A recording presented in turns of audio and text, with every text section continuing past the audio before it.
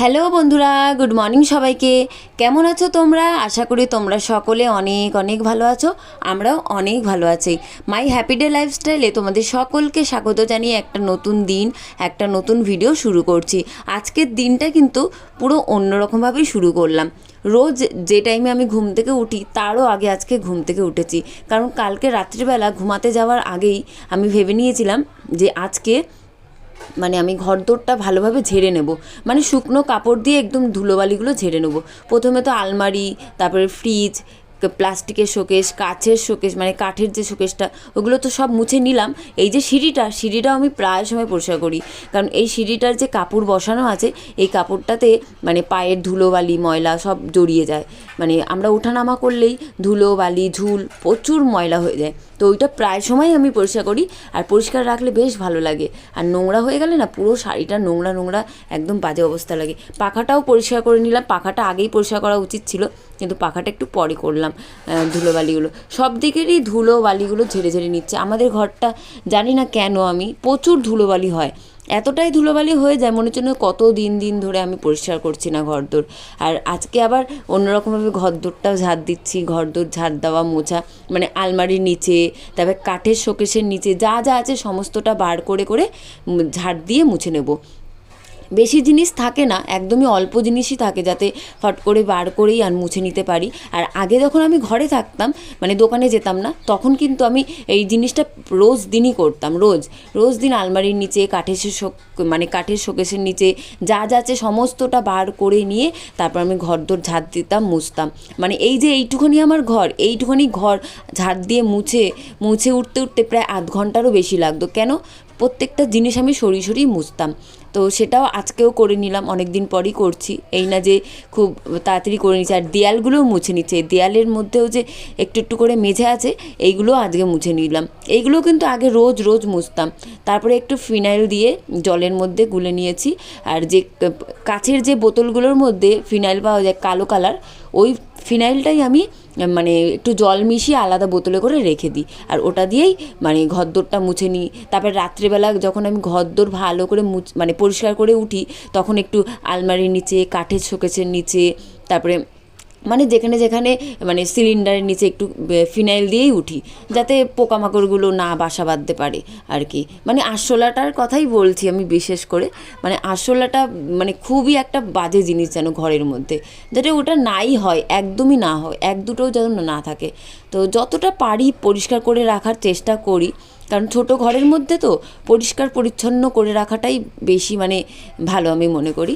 তো এখন ঘরদোর ভালোভাবে মুছে টুছে নিলাম, ঘরটা দুবার করে মুছলাম। একবার মুছেছি বেশি জল দিয়ে একদম, যাতে ধুলো বালিগুলো একদম সরে যায়। আর তারপরে লাস্টে ভালো করে আমার নেতাটা ভালো করে চিপে শুকনো করে নিয়ে আবার শুকনো করে মুছে নিলাম। তো বাইরেটাও ভালো করে মুছে টুছে তারপর ঝাড় দিয়ে তারপরে জলগুলো ফাঁকা করে নিলাম, বড় বালতির জলগুলো ফাঁকা করে তারপরে আমি কাজ শেষ করি। এখন যে ভিডিও শুরু হলো, এই যে জায়ের মেয়েকে আমি স্কুলে নিয়ে যাচ্ছি, তারপর ছেলেকে নিয়ে আসব, আর রাত্রেবেলা মায়ের ঘরে গিয়ে একটু সেলাই করব।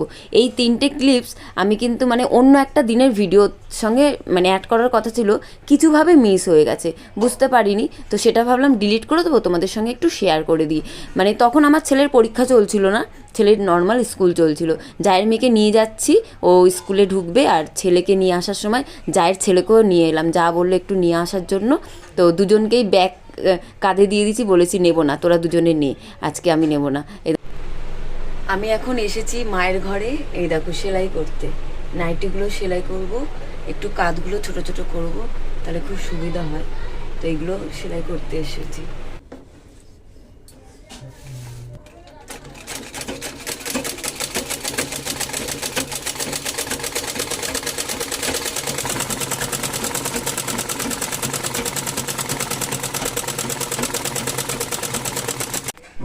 আর এখন থেকে শুরু হলো মঙ্গলবারের ভিডিও।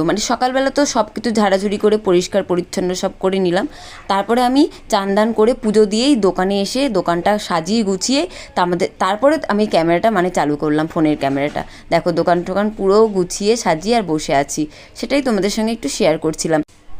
আর সকালবেলা টিফিন নিয়ে এলাম লুচি আর পায়েস, কারণ আগের দিন তো রাত্রেবেলা বড়মশাইয়ের জন্মদিনের জন্য লুচি পায়েস এগুলো করেছিলাম, তো এগুলো যখন আছেই তাই সকালবেলার ব্রেকফাস্টের জন্য লুচি আর পায়েস নিয়ে চলে এসেছি। লুচি আর পায়েস একসাথে খাবো, বেশ ভালো লাগে। আর দোকানে জলের বোতল শেষ হয়ে গেছিলো, তো যে কাকু আমাকে জল দিয়ে যায় তো ওনাকে বললাম যে 2টো ছোটো বোতল দিয়ে যাও, তো উনি একটা বড় একটা ছোটো দিল, বেশ ভালোই হয়েছে, কোনো অসুবিধা নেই। আবার যখন দরকার হবে ওনাকে বললেই উনি দিয়ে যাবে। তো ওইগুলো সাজিয়ে গুছিয়ে সুন্দর করে রাখছি। আর জল ছিলও না দোকানে মাত্র 4-5টা বোতল ছিল, ছোটো বোতল, তাই একটু তুলে নিলাম। আমি দীঘায় যাওয়ার আগেই কিন্তু দোকানের মালগুলো প্রায় ফাঁকা করেই গিয়েছিলাম, কারণ আমার মনেই হচ্ছিল প্রায় 1 সপ্তাহ মতন দোকান বন্ধই থাকবে। 1 সপ্তাহেরও বেশি মনে হয় দোকান বন্ধ ছিল, প্রায় 10 দিন মতন দোকান বন্ধ ছিল। তো ওই কারণে আমি সমস্তটা মাল আমি ফাঁকা করে রেখে গেছি। কিছু কিছু ছিল একদম অল্প স্বল্প। তো দীঘা থেকে আসার পরে যখন আমি দোকান চালু করলাম তখন আবারও আস্তে আস্তে মাল ভরাট করা শুরু করছি। এই ধরো সিগারেট, বিড়ি, তারপরে মশলা কত রকমের, তারপরে জল নিলাম, তারপরে এখনও বাকি আছে ভাড়ার কাপটা তুলে আস্তে আস্তে দোকানটা ভর্তি করতে হবে। এমনিতেই সামনে দুর্গাপূজা আসছে, তো দুর্গাপুজোর আগে তো দোকানটা পুরো ভরাট করে দিতে হবে, তা না হলে মানে দুর্গাপুজোর সময় অনেকটা চাপ পড়ে যাবে, টাকা পয়সার অনেকটা টাকা দিয়ে মাল তুলতে হবে, তখন অনেকটা চাপও হয়ে যায়। তো এখন থেকেই অল্প অল্প করে মাল তুলতে তুলতে দোকানটা ভরিয়ে নিতে হবে। দুর্গাপূজার সময় খুব চাপ থাকে এখানে, কারণ এই যে এই রাস্তাঘাটগুলো প্রচুর জমজমাট থাকে লোকজনের, আর তখন তো মানে আমাদের দোকান বন্ধ করে যাওয়াই যায় না।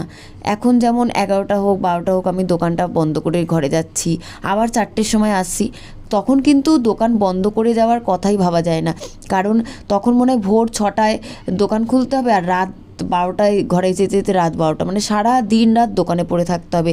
আর আমাকে হেল্প করতে আমার মানে আমার বাবা হোক, আমার মা হোক, যে হোক আসে, কখনো মা কখনো বাবা, এবার কে আসে সেটা তখনই বোঝা যাবে, কারণ যে যখন সময় পায় সে তখন আসে আমাকে হেল্প করতে। আর আমি কিন্তু শুধু আমার নিজের দোকানে না, মানে আমার ঘরে, আমার দোকানে, আমার বরের কাছে সব কিছু মিলেমিশে আমার মাথা খারাপ হয়ে যাওয়ার মতন অবস্থা থাকে। তো তোমরা দেখতে থাকো, তোমাদের আশা করি দুর্গাপুজোর সময় একটু অন্যরকম ভিডিও দেখাবো যে কি করি সারা দিন রাত।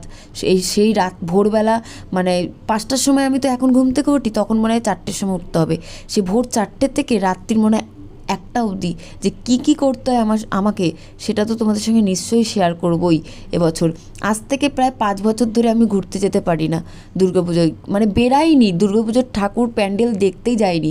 এই যে আসে মানে সবাই বেরায় ঘুরতে যায় সেজেগুজে, তাদেরকেই দেখি, আর যদি একটু ফোনে বা টিভিতে মানে ঠাকুরের প্যান্ডেল বা মুখ দেখতে পারি ওটাই, নাইলে আজ 5 থেকে 6 বছর কিছু দেখাই যায় না। তোমাদের সব কিছুই জানাবো, আমার বড়মাসে কী কাজ করে সেটাও দেখাবো। আমার বাচ্চা চলে এসেছে, স্কুল থেকে পরীক্ষা দিয়ে। পরীক্ষা কেমন হয়েছে বল, কোশ্চেন পেপারটা দেখি বাংলা।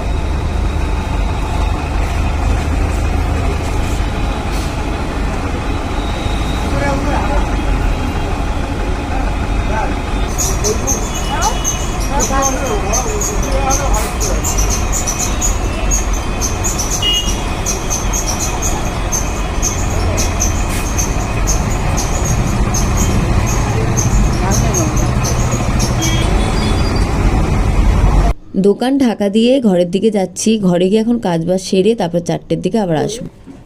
কালকে রাত্রেবেলা বড়মশাই কেকটা কেটেছে, বেশ অনেক রাত্রেবেলা এসেছে, তো সেই ভিডিও আমি কিচ্ছু করতে পারিনি। তো এই যে কেটেছিল, এই যে, তো কাউকে দেওয়া হয়নি, এখন দোকান থেকে এসেই আগে বসেছি দেবো, মায়ের ঘরে দেবো, দিদির ঘরে আর আমার জায়ের ঘরে। এই যে এই কেকটা এখন দেবো, আর পায়েস দেবো। এই দেখো পায়েস আর কেক 3 জনের বাড়ির জন্য কেটে মানে তুলে রেখে দিই। এই দুটো দিয়ে আসি যাদের, এই যে কেক আর এইটা। পায়েসটা অল্পই আছে, ওই জন্য অল্প করে দিলাম, কারণ এখন মায়ের ঘরে দেবো, দিদির বাড়িতে দেবো, আশেপাশে 2-1টা ঘরে দেবো, একদম চেনাশুনো যাদের ঘর।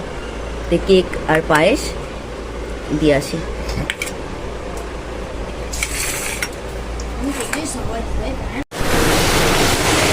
বাইরে এত বৃষ্টি হচ্ছে, আমি তো ঘরে বসে আমার দোকানে চিন্তা করছি দোকানটার কি হচ্ছে। আমি তো কাপড় দিয়ে ঢাকা দিয়ে আসি, পুরো ভিজে গেল মনে হয় মাল। এই দেখো কত বৃষ্টি। তারপরে বৃষ্টি থামার পর চলে এলাম দোকানে আসার পরে কিন্তু আর কোনো ভিডিওই করা হয়নি। এখানে ভিডিও শেষ করছি বন্ধুরা, চলে আসবো আবারও একটা নতুন ভিডিও নিয়ে। টাটা সবাইকে।